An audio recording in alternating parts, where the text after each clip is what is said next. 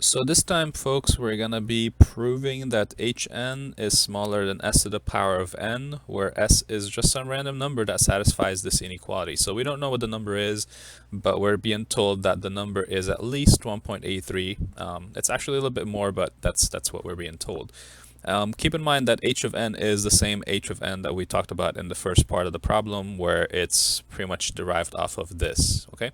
So we had said previously that h of n is smaller than 3 to the power of n. Now we're just basically erasing the 3 and putting the letter s, which stands for some random number. So we're going to prove this again by going through the proof and going through the base case and so on and so forth. So let's go ahead and start with the base case first. So there we have it. Base case has been proven.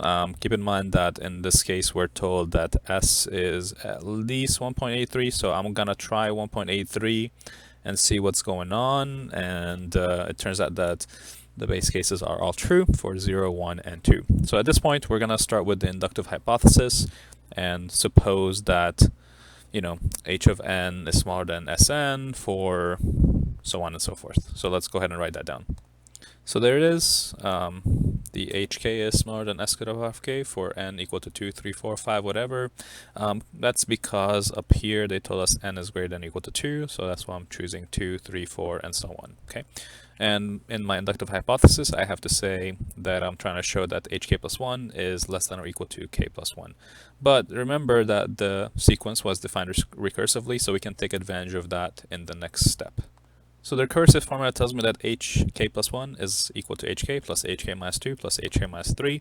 But each one of those guys, we had assumed that they are all smaller than or equal to s to the power of k. So we can now basically say that the first one is smaller than sk. And we add them, they're still going to be smaller.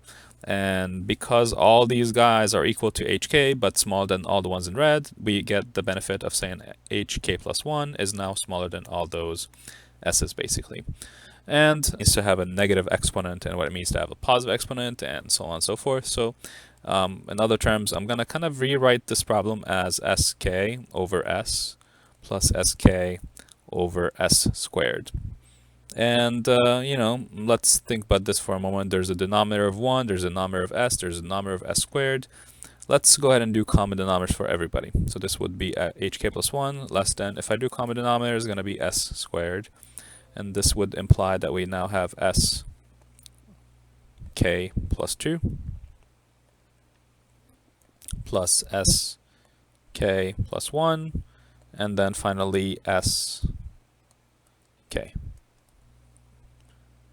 Okay, so in other terms, what I did is I multiplied the first one by s squared on top and bottom, the second one by s on top and bottom, and the third one I kind of just left it alone. I did not touch it. Okay, now this can now be rewritten one more time as follows.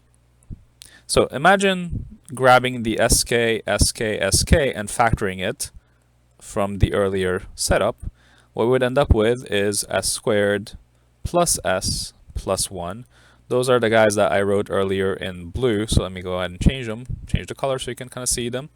And they're all being divided by s squared. But what do we know about this quantity that I wrote over here in blue? This s squared plus s plus 1, we were told it is itself smaller than s cubed. So we can now go ahead and replace it with s cubed. So because it's smaller than s cubed, we can now go ahead and replace the stuff in blue with s cubed. And keep in mind, we have s squared on the denominator. So with this, we're going to end up with hk plus 1 less than, let's just kind of ignore the middle guy for now from this point on and just kind of look at this.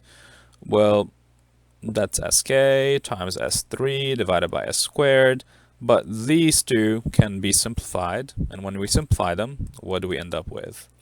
We end up with sk times s1, which means now hk plus 1 is less than sk plus 1, which is what we wanted to show in the first place.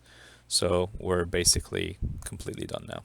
So this was a little bit trickier to prove, so, you know, take a look at it again one more time and let me know if you have any questions, and I'll reply to your questions. Thank you.